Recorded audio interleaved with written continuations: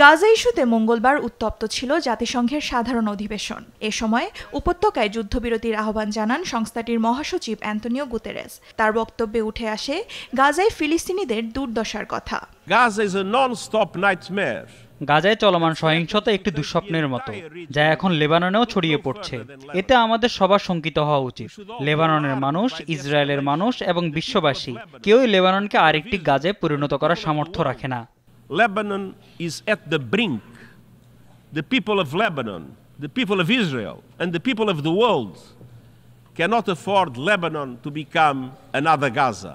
গাজায় যুদ্ধের প্রভাব লেবাননে ছড়িয়ে পড়ছে বলে মনে করেন ব্রাজিলের প্রেসিডেন্টও।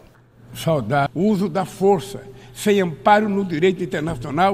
গাজা এবং পশ্চিম তীরে আমরা সাম্প্রতিক ইতিহাসের সবচেয়ে বড় মানবিক সংকটের প্রত্যক্ষ করছি, যা এখন লেবাননেও ভয়াবহভাবে প্রসারিত হচ্ছে। Na Ucrânia é com pesar que vemos a guerra se estender sem perspectiva de paz. President হিসেবে শেষ ভাষণে বাইডেন জানান মধ্যপ্রাচ্যে শান্তি ও স্থিতিশীলতা ফিরিয়ে আনার জন্য কাজ চালিয়ে যাচ্ছেন তিনি। সেই সাথে আগ্রাসন বন্ধে সবাইকে ঐক্যবদ্ধ হওয়ার ডাক দেন। We're also working to bring greater measure of peace and stability to the Middle East. আমরা মধ্যপ্রাচ্যে শান্তি ও স্থিতিশীলতা ফিরিয়ে আনতে কাজ চালিয়ে যাচ্ছি। আমি কাতার এবং মিশরের সাথে যুদ্ধবিরতি এবং জিম্মি চুক্তি নিয়ে আলোচনা করেছি এবং এটি জাতিসংঘের নিরাপত্তা পরিষদ দ্বারা অনুমোদিত হয়েছে। এখন দলগুলোর শর্ত চূড়ান্ত করার সময় এসেছে।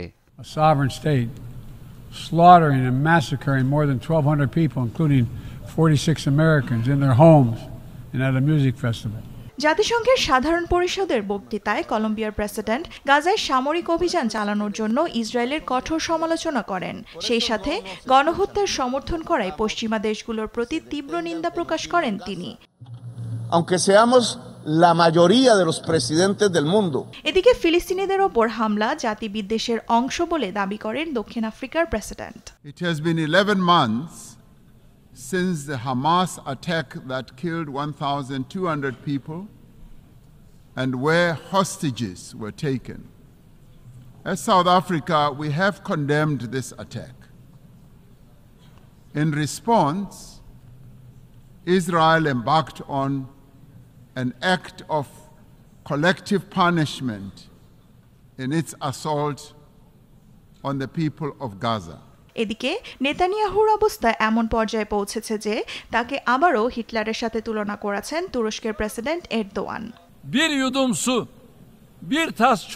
আজ থেকে 70 বছর আগে মানবতার পক্ষের জোট যেভাবে হিটলারকে থামিয়েছিল, সেভাবেই এখন নেতানিয়াহু ও তার গণহত্যাকে থামাতে হবে।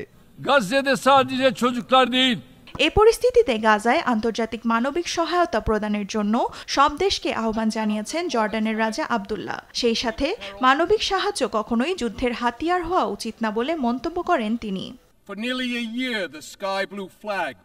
দেওয়ান মুবাশশিরা হোসেন, নিউজ ডেস্ক, দেশ টিভি।